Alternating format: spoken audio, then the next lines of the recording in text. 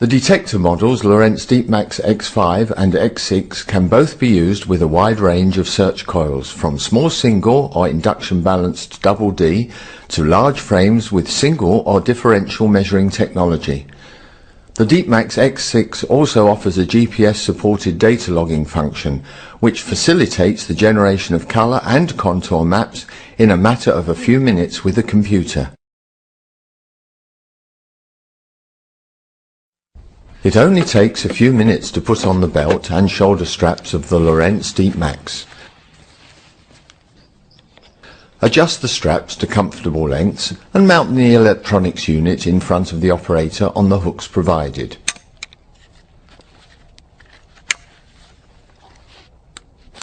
The X6 is supplied with the GPS USB model, and this is also fixed in front of the operator on the shoulder strap and connected to the coil. The external battery pack is connected to the electronics unit. The Deep Max is now ready for use.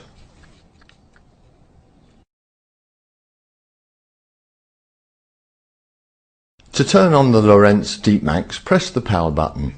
Within a few seconds, the detector runs through a display check sequence and will reset various functions. Before commencing detection, the detecting search head must be held horizontally about 1 meter above the ground, whilst the GB button is pushed once. This first tuning step will be accompanied by several high beep sounds. For the second step, the coil must be placed on the ground whilst the GB button is pushed a second time. Several lower beep sounds and an arrow pointing to the ground on the display will indicate that the unit is tuning itself to the ground.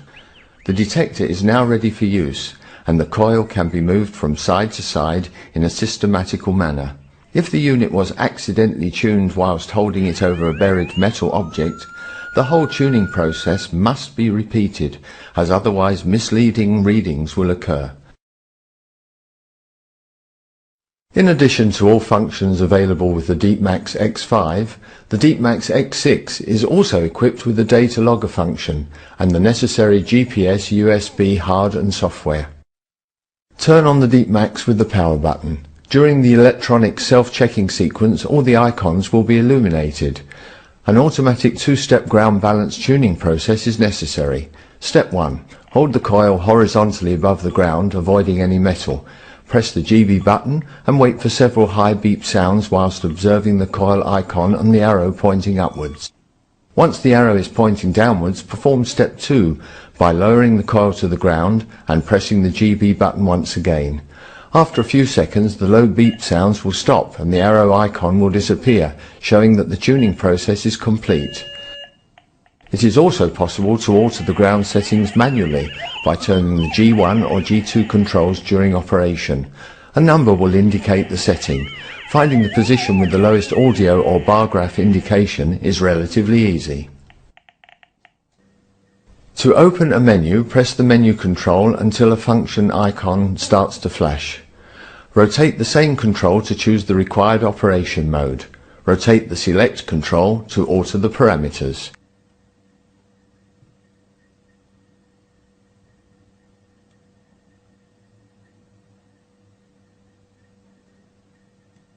Delay settings 1 to 4 offer sensitivities for a range of different metals without affecting the indication of magnetic ground.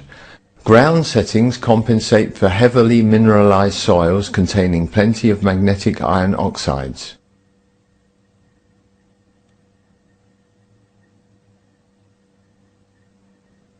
The filter will reduce the amount of noise received from power lines or radio transmitters.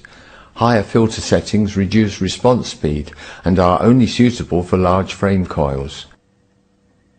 The self-adjusting auto function should be activated, position 1, when the effects of drift caused by temperature changes or changing ground conditions are present. It should be deactivated, position 0, to improve sensitivity when using larger frames.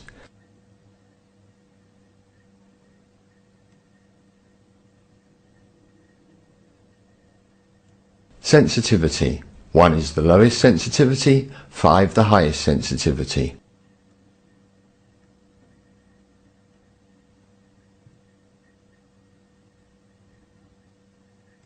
0 turns off the loudspeaker, 9 is very loud.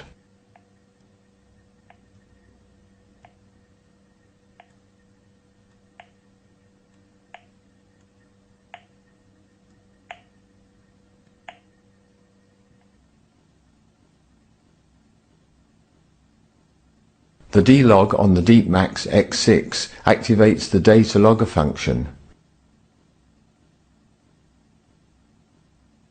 The frequency selector should be set to reduce the interference from power lines or radio's transmitter. Choose a position giving low noise, little bar graph indications and weak audio response.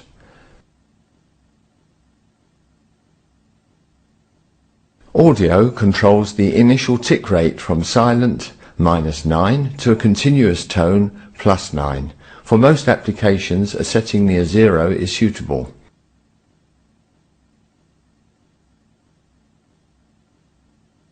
Light adjusts the backlight of the display from 0 off to 9 bright.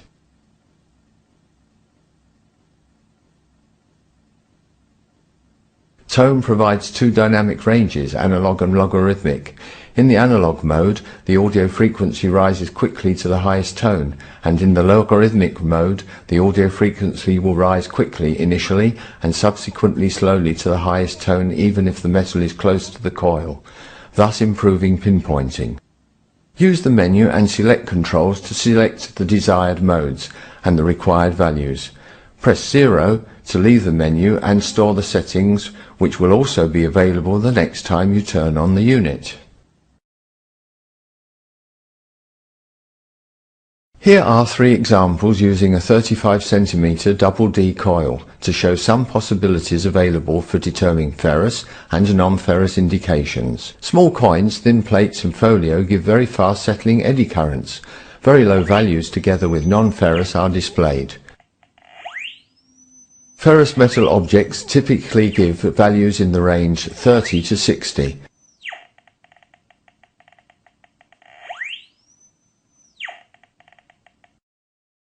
Occasionally, large ferrous metal objects will give a non-ferrous indication, however a reading between 50 and 60 indicates ferrous.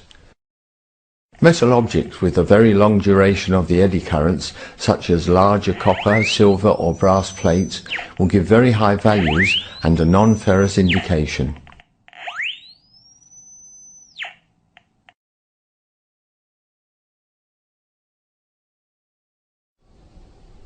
Before working with the Deep Max X6 data logger function, it is necessary to tune the unit to the ground. First, turn off the data logger by setting D-log to 0 and perform the two-step ground balancing procedure. Afterwards, turn on the data logger and with D-log set the required settings for meter, track, field and heading. The meter displays the remaining distance to the end of the track. The track indicates the number of the present track. The field shows the number of the field currently being investigated. The heading, in conjunction with the direction under the bar graph, indicates the direction the operator is walking. It is therefore possible to see if the tracks are parallel. To start with a new field, press 0 once and start walking along the first track. Press the 0 button repeatedly at the end of the first track in order to store the data. Walk backwards for the next track, pressing the 0 at the beginning and end of the track. Try to walk in a straight line and at a constant speed. On completion of the last track, press GB to store the complete field data onto the USB stick.